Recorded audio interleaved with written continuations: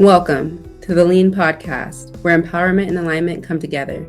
I'm your host, Mahogany, here to guide you through inspiring stories of resilience, overcoming grief, health challenges, career struggles, and more. Together, we'll lean into strength, embrace growth, and discover the power of sharing experiences. Before we dive into today's episode, I'd like to start with a prayer. If you feel comfortable, I invite you to join me. Dear God, thank you for this space to uplift, inspire, and empower. Bless the woman sharing her story today and those who are listening. May this podcast be a source of hope, healing, and alignment with your purpose for our lives. In Jesus' name we pray. Amen. Amen. All right, you guys. Today we have with us Mavis Thomas. She is a licensed professional counselor, LPC-S, a marriage advocate, a youth mentor, and an experienced homeschooler. Help me welcome Mavis. Hi, guys. Hi, Hey, Mavis. everybody. So happy to have you here. Today, Mavis is going to be talking to us about childhood and how it affects her motherhood style. So, Mavis, tell us a little bit about yourself. Outside of just motherhood, who are you? I guess outside of being a mom and being a therapist, I am extremely passionate about mentorship. I think that because of what I lacked growing up, I always have wanted to or try to be like a big sister to someone else, another young lady. And so I just feel like from the very beginning, even at a young age, I've always been a mentor in some shape or form because I feel like we could all use it. So outside of that, I a mentor, a strong advocate for female empowerment, girls cheering other girls on, encouraging other women, whether they're mothers or they're just daughters or whatever their dynamic may be. I'm all about girl power. Nothing wrong with boys, but I am all about the girls. So, yeah, definitely. Yes, we love it. Girls run the world. We do. Yes, I know I have a close relationship with you personally, but even to see you online and hearing conversations that you have with your daughters, it just seems like you're doing just an amazing job all around. And I know that doing such an amazing job had to come with some lows in your personal life to be able to be the amazing mother you are today. Tell Oh, us a yeah. little bit about that. Oh, okay. So where do I even start? So before I got on here, I already decided, I prayed about it, and then I decided I'm just going to be as transparent as possible and try to get through this. So I don't know if it's going to be a situation where we're going to have to like have a reschedule, but my intention is to be 100% authentic and transparent. So about me, I think that I'm pretty sure because of the childhood traumas that I experienced, it has really shaped the type of mother and the type of woman that I am. So I grew up in Ghana, like I was born in Ghana, and I'm not. It's a part of Africa. I know you're familiar with it, but I was born in Ghana. In my like early childhood, I lived with extended family members. My mom was in the picture, but she had me when she was, I think, 19, 20 years old. And so in a lot of African cultures, that's considered like she's too young to know how to raise a child. And so traditionally, what they'll do is, and either a cousin or an extended family member would be responsible for rearing or raising that person. And that's what happened with me. I was sent to live with my aunt on my dad's side, and my mom would come and visit periodically. But for the most part, I lived with extended family members until like early elementary school years. All of a sudden, my mom told me that I was coming to America to come and live with my dad. Really, a dad who, to no fault of his own, I barely knew. I've always just known him as, somebody to provide things and stuff like that, but he was not really a part of like my day-to-day life because of just the distance. So during those years, I was just put on a plane, and I had one of those flight attendants that assisted a minor that didn't have an adult with them, and I flew from Ghana all the way to Texas. And when I got here, it was a huge shock because number one, um, I didn't really know my dad. And then I found out that I had two sisters, my younger sister, Apia, and then my stepmother had a daughter. And so I came into all this that I knew nothing about. And language was also a barrier because even though I was familiar with English, it was not my primary dialect. And so it was just all a big huge culture shock from not knowing where my mom was to, now I'm living with a dad that I really don't know very much to I don't really speak English the way everybody else speaks the language.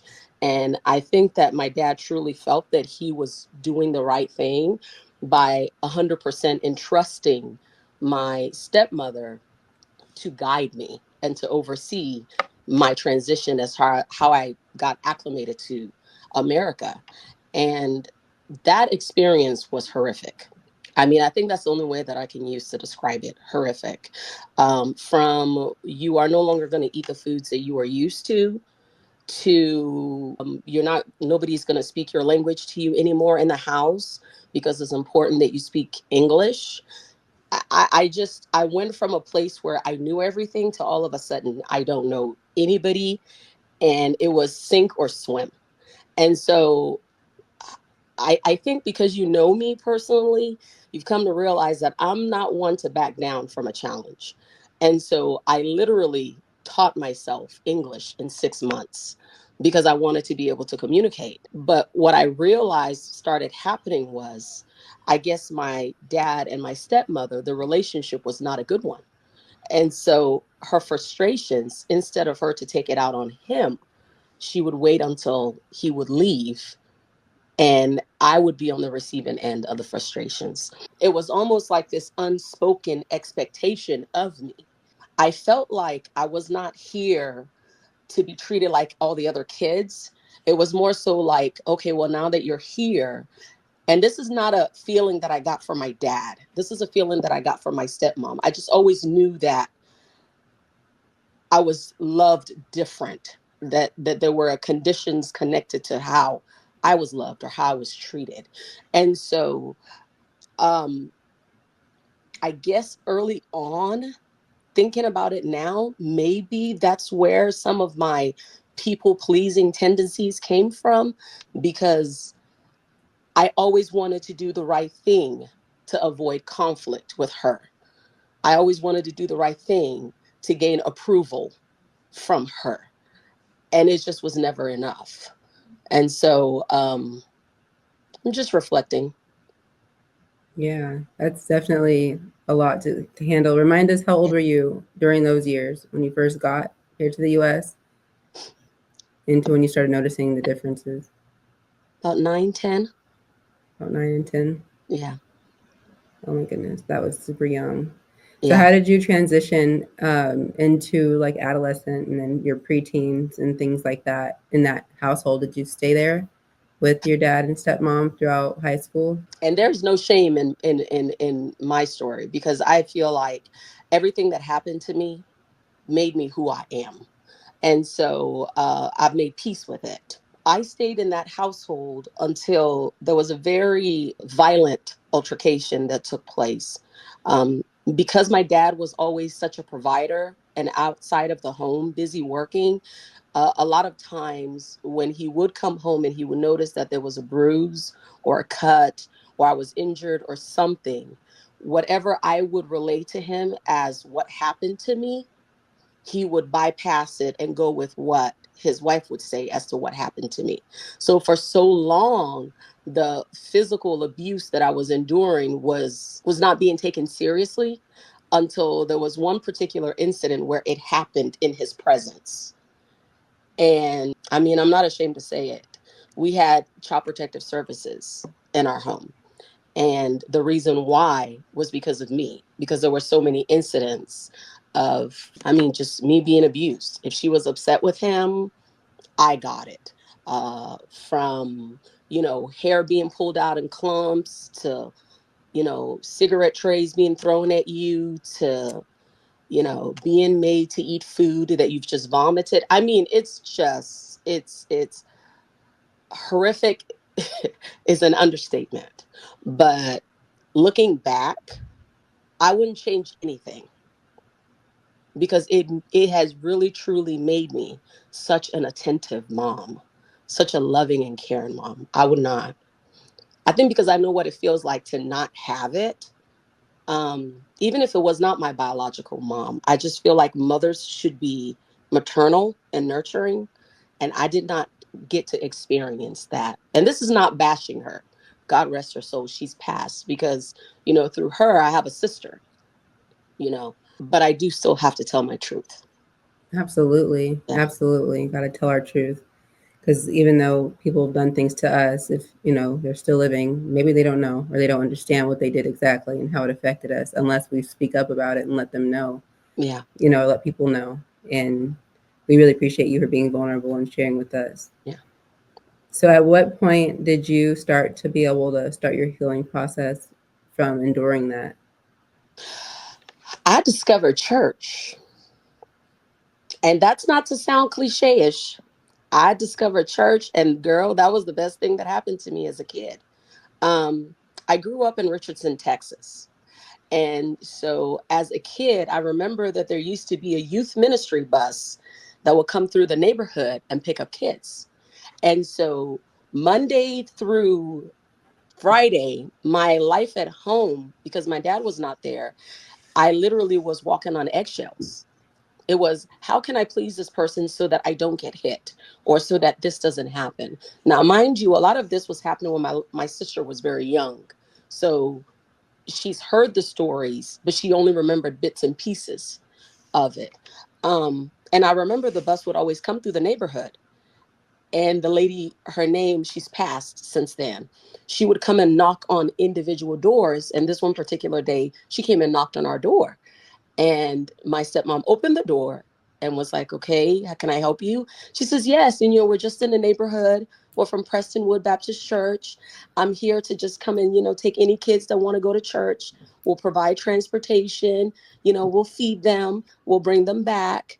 And I remember being like, I don't know what she's talking about, but I want to go because she was smiling. She looked so warm and inviting.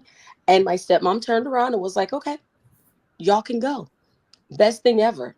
I joined the youth choir. I found my own little community of other, peers that had just came here from Africa whose parents were back home, who were being raised by extended family members. And I discovered that although my story was painful for me, there were others who shared in my story. And so it became a community of support for me, a sort of escape where I could go and learn about God and learn about how to share without judgment and pray and just feel amazing and awesome. Um, so church was my first like solace. And then when I got older, I realized like, oh gosh, Mavis, so many horrible things happened to you and nobody ever sought help for you for it. Like this stuff has really broken you.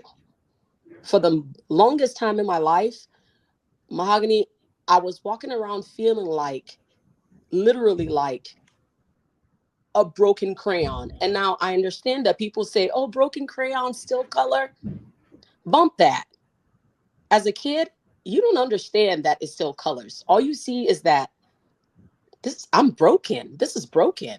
It doesn't matter what's happened to other people. I'm broken. My mom's not here. Nobody seems to care, you know. And so later on, I found therapy. And I mean, of course, you said it at the very beginning. Professionally, I'm also a therapist. But I feel like everything I went through made it so that when someone else is sharing their experience with me, I can tune out everything that's going on the outside and 100% tune in because I get it. I get it. I know what it's like to have a story or a life that, lack of a better word, it's depressing. It sucks. I get it. And so I feel like God allowed every single thing that happened to happen, not to break me, but to give me purpose. And my purpose is being able to connect with others and help them so that they don't have to feel like they're stuck. Because we all go through stuff.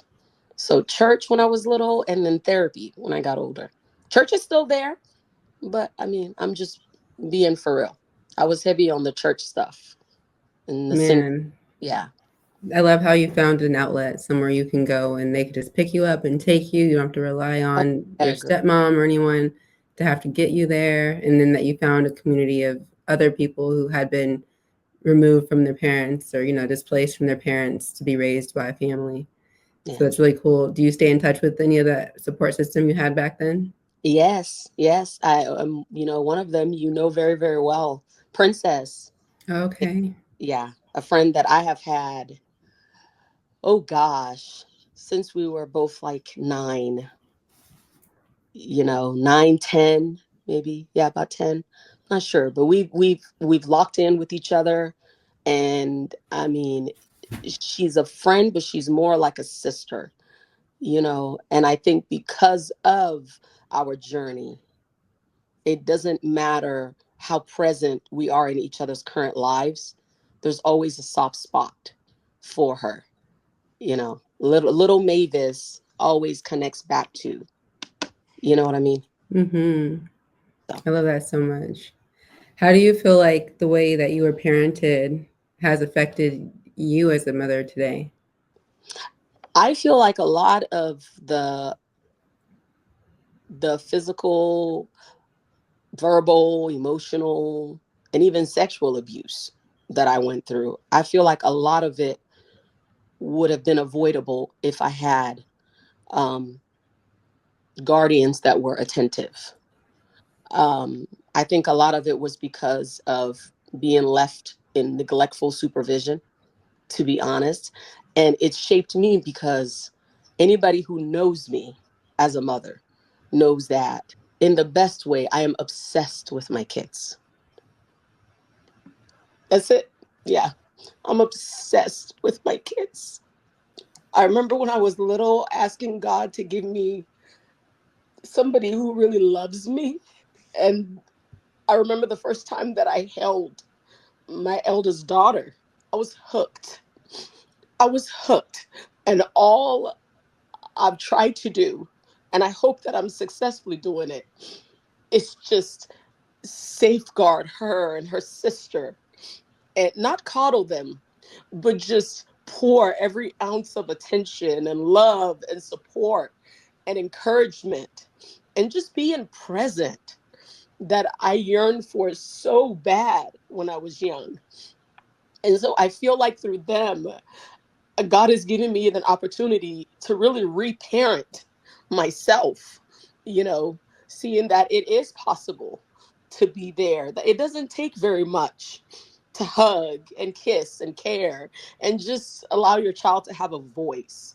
Um, so I definitely think that my childhood has made me want to be so much better than what I had because I feel like the ball was dropped so many times. Hmm. So many times. And this is not about blaming the adults that I was left in their care because I'm no longer a child anymore. I get it. And I understand sometimes some journeys, although very painful, are necessary. And in my case, I guess it was necessary because I don't know what kind of a mother I would be if I had had such a wonderful childhood. I can't help but just be thankful for the experience. Yeah, it sucks. Yeah, it does. Sometimes I look at my kids and I'm like, oh, y'all are so lucky. Oh, you have it so wonderful. But I think that that's the way that God designed it so that they can come here and I can just love on them. And I love on them. Oh, girl, so hard. Those are my buddies. They're my buddies. It's like they're a band-aid for all my little childhood wounds. What are some ways that you've seen your daughters already excelling in life due to the way that you've been parenting them? I I think from what I see and from what they have expressed that they feel so safe. They feel so loved. Um, we're not perfect, not by far. I think the recently when you and I met, I pulled you into the hallway at your house and I was letting you know how my daughter Maya, the oldest one, she's so mature and wise beyond her years that some of the recent changes that I've made in my life to to pour into my own vessel were triggered by her literally letting me know, like, mom, don't do that. Like, her teaching me the importance of setting boundaries. See, here's the thing. Yes, professionally, I'm a therapist, but I'm a human. I'm a human. And no, I don't always have my therapist hat on. I don't want to. It's unrealistic and it's fake. And I don't want to be that. So when I'm around individuals that I love dearly, and you are one of them, Mo. I know you know I love you so much. Um, I tend to just dive all the way in. And whether that stems from people pleasing, because I learned it as a survival mechanism when I was dealing with my stepmom, or just wanting to shower love on people the way that I wish they would shower on me. My eldest daughter made me realize that, mom, if you keep doing and giving and being for everybody, who's pouring back into you? And so I feel that the homeschooling and just them having that close contact with us, because my husband works from home, it's allowed them to have access to us in a way to where there's no topic off the table. I mean, there are like two little sponges, and whatever comes to their mind, it comes out their mouth, and they will stand in front of you and wait for you to give a response. And I think they lovingly demand that from other adults that are in their lives.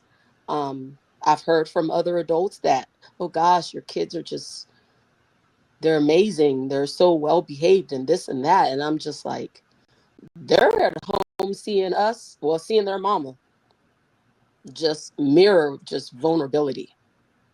Girl, just ugly boohoo crying and just processing and trying to figure out life.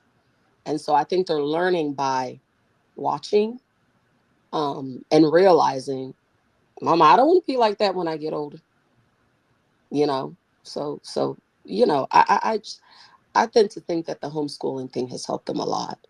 And then they also have a lot of access to kids that are in public school and regular school and stuff. So they're not sheltered or shielded from the realities of the world at all.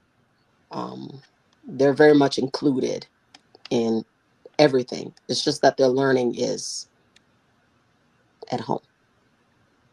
Yeah, I know when you first told me back when Maya was, I don't know, like first grade, She that you was were, 5.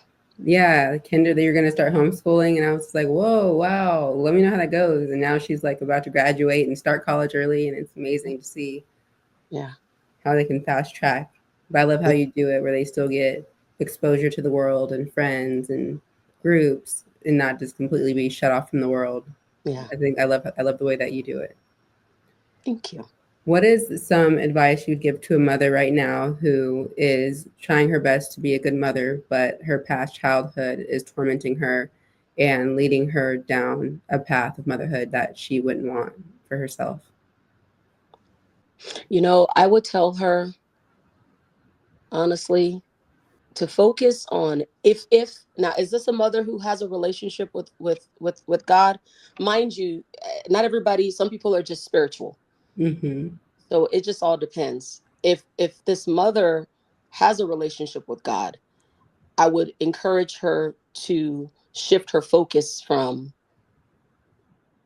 pleasing others to looking for biblical ways to be more God pleasing, because within scripture are specific instructions on how to deal with trauma and abuse and how to heal from it. And even though I might be a licensed therapist. There's just certain things that just going strictly off of psychology, spiritual things, only God can heal that. It does not matter how many strategies or tools a therapist teaches you. And this is not to talk myself out of a job because I believe in the profession. But I do realize that at the core, even for me, even after so many years of therapy, I had to come back to the basics of just me, what I believe in, who I believe in, and what he says about how do I put my broken pieces back together.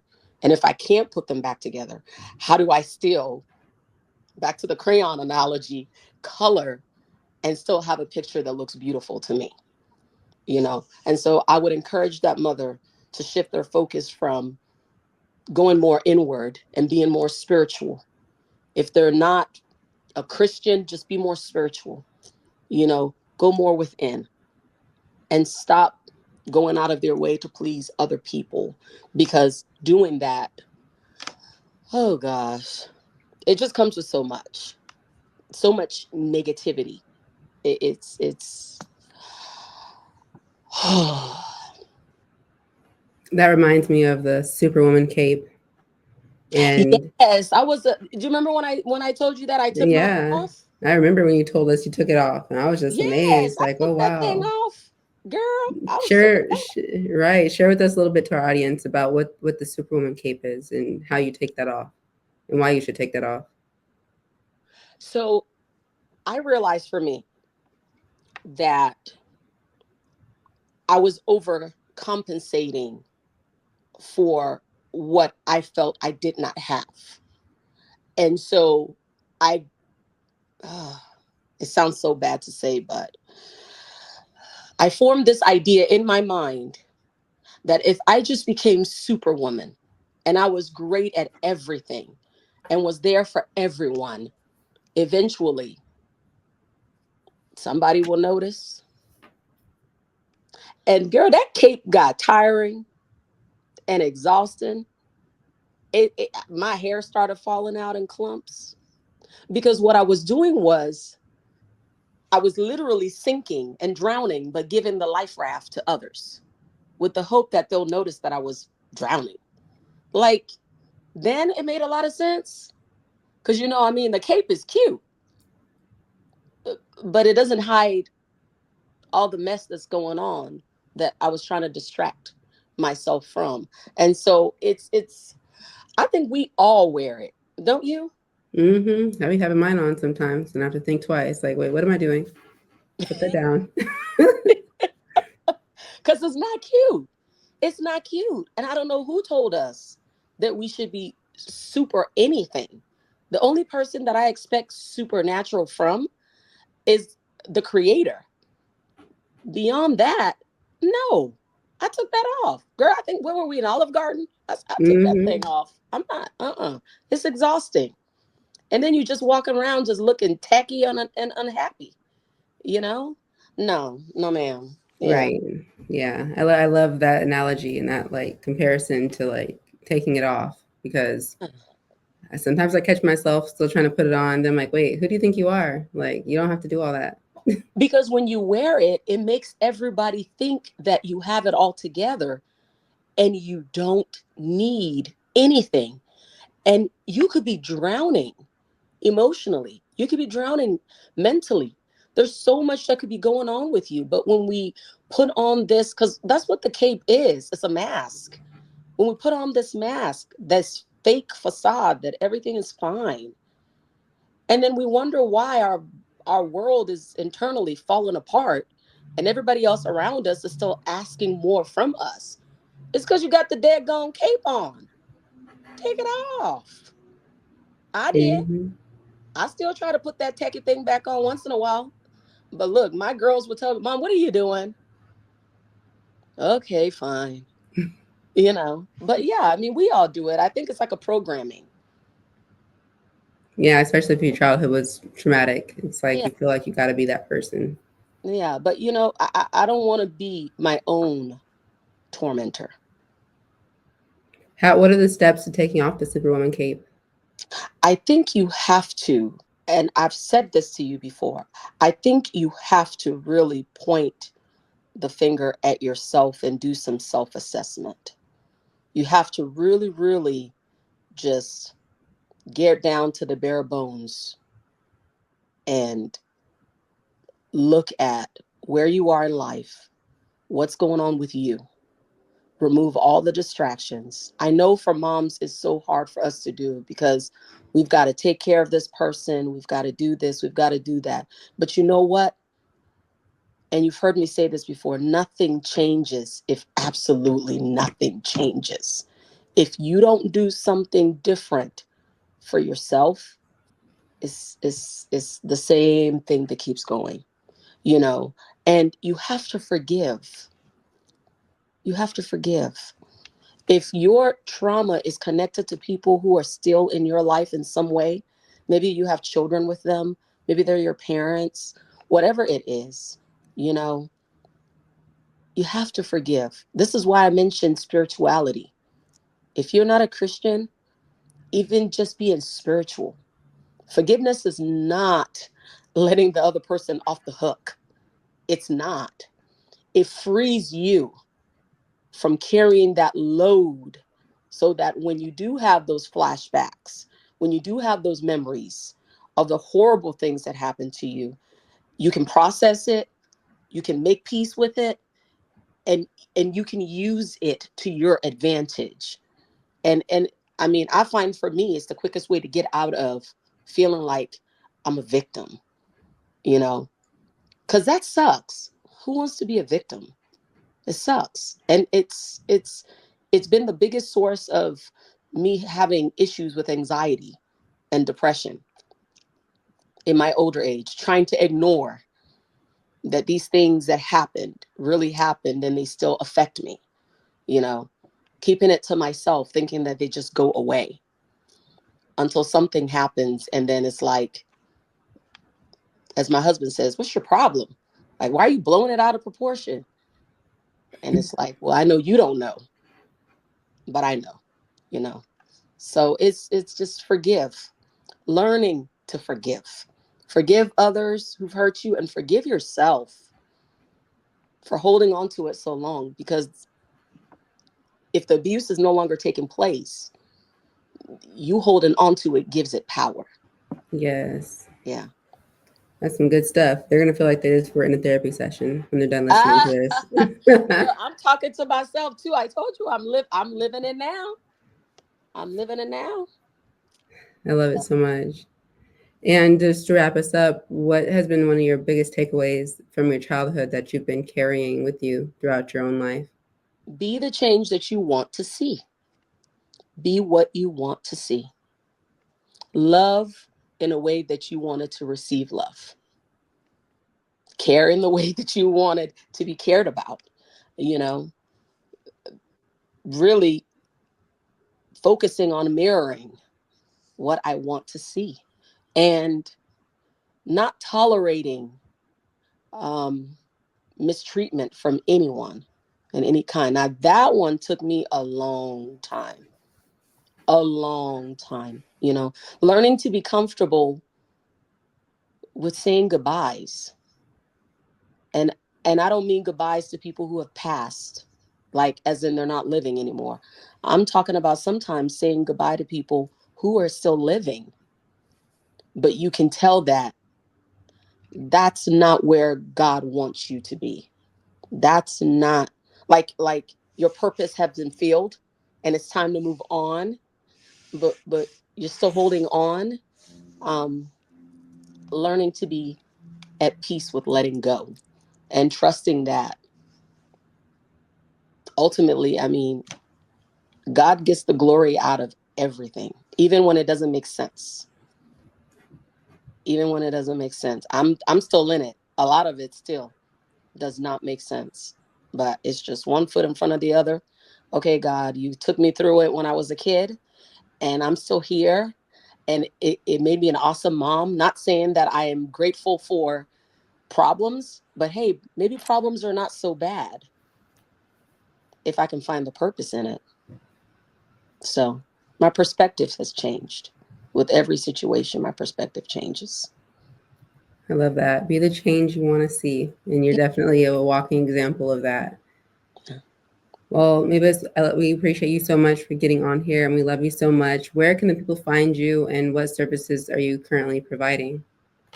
Currently, because I homeschool my girls.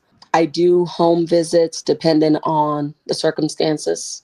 A lot of times I just allow God to lead me. And so if I feel like someone may need help and the help is more so effective in person, I consider that. But for the most part, I'm seeing individuals virtually online.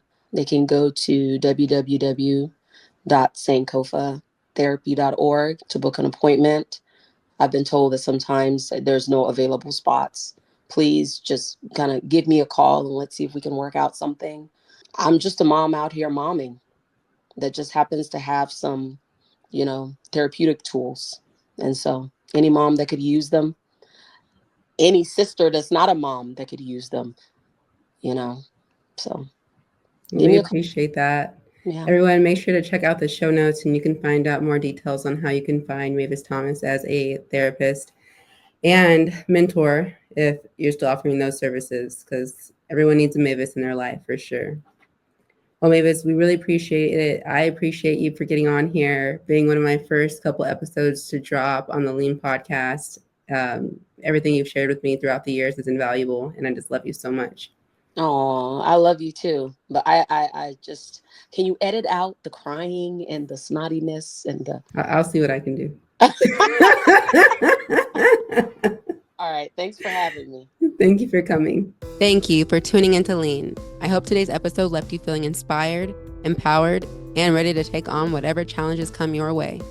If this conversation resonated with you, make sure to subscribe so you'll never miss an episode. And don't forget to share it with someone who could use a little extra encouragement. The Lean podcast thrives because of listeners like you. So let's continue to build this community. Drop a comment, leave a review, and let us know what topics you'd love to hear more about. And if you haven't yet, be sure to join our Facebook group, the Ladies Empowerment and Alignment Network, where the conversation and support continues every day. Until next time, keep leaning into growth, empowerment, and alignment. Thanks for being a part of the Lean community.